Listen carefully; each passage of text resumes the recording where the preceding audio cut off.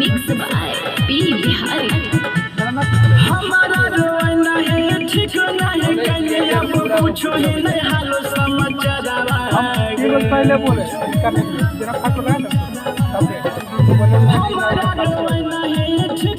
अनु खाना खा लेगी और खाना खा के जल्दी ड्रेस चेंज करके आएगी, कलर रिमूव करके लोकगीत करना है।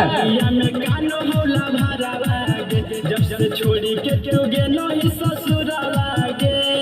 होलिया में कानो होला भला गे